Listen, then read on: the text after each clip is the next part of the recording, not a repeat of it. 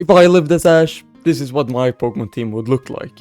I want to make this as different as possible. My starter Pokemon will be Pikachu. And obviously Pikachu isn't a regular starter Pokemon, so it will be very different. My explanation for this is that I overslept and there was no starters left. And when I came there was only a Pikachu left that Professor Oak gave me. This Pikachu doesn't really like me at first, but then we get attacked by a group of Spearows and see a Ho-Oh afterwards, and after that we became really good friends. It takes a little bit before I catch my first Pokemon, so we're able to get to Viridian Forest. And while I'm here, I'm currently with a trainer, a gym leader, whose name is Misty, and she's scared of bugs. So I want to be a bit funny and catch a Caterpie. But because I didn't catch any other Pokemons, I decided to also catch a Pidgeotto. I feel like this is a little bit different, catching your first Pokemon a little later, and then also catching two around the same time. Because I wasn't able to get any starters in the beginning, I was like, yeah, maybe I should be able to get all the starters. And that's so different, you know, nobody can catch any starters in the wild,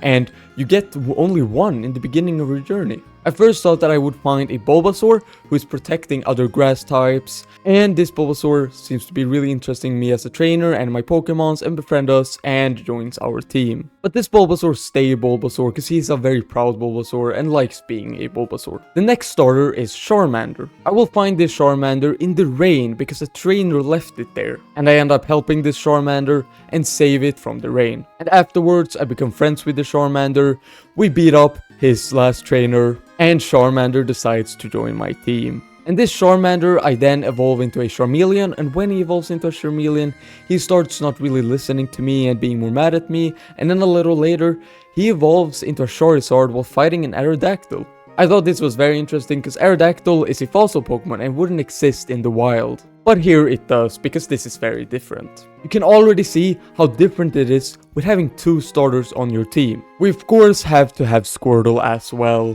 This Squirtle will be a leader of a group of Squirtle who's all been abandoned by their trainers. They all have glasses, and this guy has some cooler glasses, so I picked that one to be on my team of course. But first of course we befriend them, and Squirtle then later wants to join my team. Sadly Squirtle leaves the Squirtle squad, but later will reunite with them, but will still stay on my team. And it will always stay a Squirtle because it's a part of the Squirtle squad. To make it even more different, I thought of catching a Pokemon with the same typing that I already have. Usually people try to catch Pokemon with different typings to make more battles easier and have the perfect matchups for every battle. And I thought I want to be different, and I go and catch a Krabby on a beach. I felt like it was very important to catch this Krabby because my rival had caught so many more Pokemons than me, and I really wanted to catch more. And like I said, I also wanted to be a little different. I won't really use this Krabby a lot, sadly. It was pretty weak until the Pokemon League, where it evolves into a Kingler and is really useful and really good. A little later, I find myself in a city full of factories. And in the sewers, I find Grimer and Muk. And they are creating chaos, and a little later, I'm able to catch this Muk to also save the factories from Grimer and Muk. I thought catching Muk would be very different since it's a little bit of an underrated Pokemon.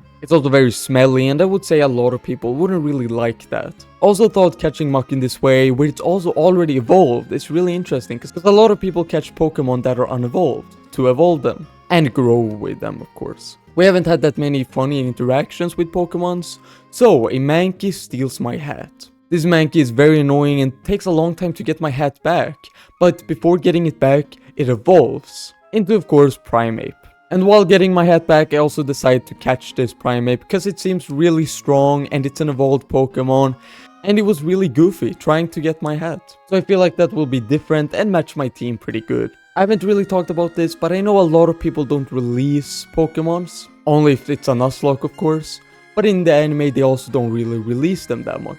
And previously, my Caterpie evolved into a Metapod and then Butterfree. So after my Caterpie evolves all the way to Butterfree, I decide to release it because it had met other Butterfrees and fallen in love, which is very beautiful. And the Primeape that I caught, sadly, I had to release it as well, or not really release it, I give it away to another guy, cause he wants to train it, and this Primeape seems to be happy with it and wants to train there as well. Even though I would have loved to keep them, I can't, sadly.